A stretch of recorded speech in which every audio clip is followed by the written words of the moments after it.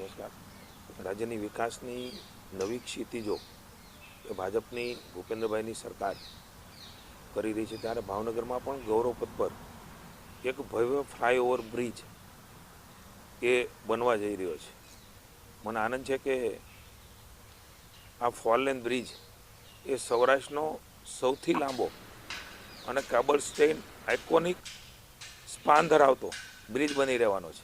એમની મંજૂરી 1/4/26ના રોજ માનનીય મુખ્યમંત્રી ભૂપેન્દ્રભાઈની આદેશ અને સૂચનાથી માનનીય શહેરી વિકાસ મંત્રી આદરણીય કનુભાઈએ સૈદ્ધાંતિક મંજૂરી આપી છે।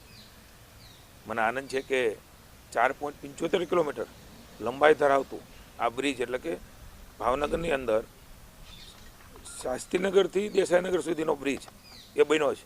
ત્યાંથી આ બ્રિજ એ જોડાઈને લગભગ 31 કે 32 જેટલા જંક્શન આમાં આવે છે। એ જંક્શનમાં ટ્રાફિક જામ થતો હોય છે, એની સમસ્યામાંથી એ દૂર થઈશું। સમગ્ર ભાવનગરમાં આવવાનો એક રસ્તો છે, ત્યારે રાજકોટ જવું હોય, અમદાવાદ જવું હોય, સોમનાથ બાજુ જવું હોય અને ભાવનગરમાં આવવું હોય, એ તમામ રસ્તાઓ એ અલગ અલગ પ્રકારે રહે। આ બ્રિજ જે અત્યારે અમદાવાદનો બન્યો છે નારી ચોકડી પાસે, એનીથી ઉપરથી આ બ્રિજ કેબલ સ્ટેટ બ્રિજ તરીકે ત્યાંથી પસાર ઉપરથી થશે, એટલે ટ્રાફિકની સમસ્યાઓ એમાં હળવી થવાની છે। અને લગભગ 533 કરોડ રૂપિયાના ખર્ચે આ બ્રિજ એ જોઈન્ટ થઈ રહ્યો છે।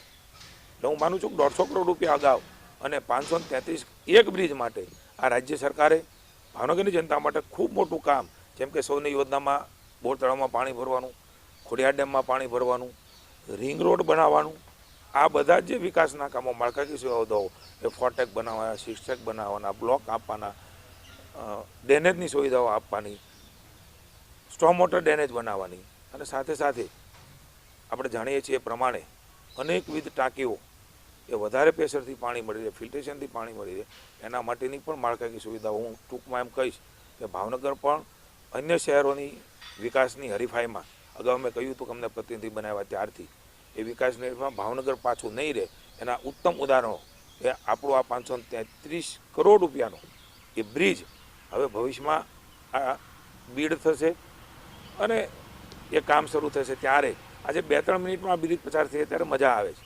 એ જ રીતે ટ્રાફિકની સમસ્યા હળવી થઈને સીધા નારીની બહાર અને અમદાવાદ બાજુ જઈ શકીશું। મિનિટો ગણી શકાય એમાં અડધો કલાકનો, પોણો કલાકનો રસ્તો ટ્રાફિકના કારણે થતો એ હવે પસાર કરીશું। માની ભૂપેન્દ્રભાઈનો, માની શહેરી વિકાસ મંત્રીનો મેં અનેકવાર પત્રો લખ્યા, રજૂઆત કરી, એમને મંજૂરી આપી છે, ત્યારે ભાવનગરની જનતા વતી હું આભાર માનું છું। અને વિકાસની નવી ક્ષિતિજો એ ભાવનગર